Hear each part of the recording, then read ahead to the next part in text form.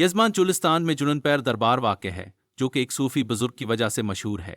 चिजनन पीर के मुताल्लिक रिवायत है कि वो जैसलमेर के राजा के यहाँ पैदा हुए थे, की पैदाइश पर यह पेशगोई की गई थी कि वो मुसलमान बनेंगे, इसलिए राजा ने उन्हें सहरा में फेंक दिया। बच्चा जिंदा रहा, गोई के मुताबिक मुसलमान हुआ। उन्होंने बाद में हिंदू चरवाहों को इस्लाम कबूल करवाया। उनके नाम से मंसूब मेला हर साल फरवरी में चुलिस्तान के सहरा में लगातार 7 जमुरातों को मनाया जाता है। 5वीं जमुरात सबसे ज़्यादा मकबूल दिन होती है। उस दिन बहावलपुर में मकामी छुट्टी भी होती है। ज़्यादातर लोग रात वहीं गुजार कर जुम्मा की सुबह वापस जाते हैं। ये रात खुले आसमान तले रेत के टेलों पर गुजारी जाती है।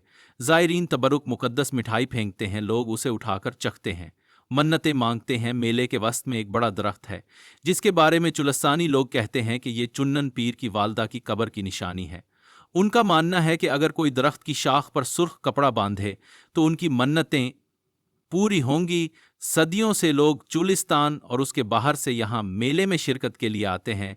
ये अब जनूबी पंजाब का सबसे मशहूर त्यौहार बन चुका है, जिसमें हिंदू और मुसलमान एक साथ थिएटर परफॉर्मेंस, जादुई ज़ाहिरों, सूफी रक्स, ऊँटों के रक्स और दीगर रंगारंग तकरीबात से लुत्फ़ अंदोज़ होते हैं।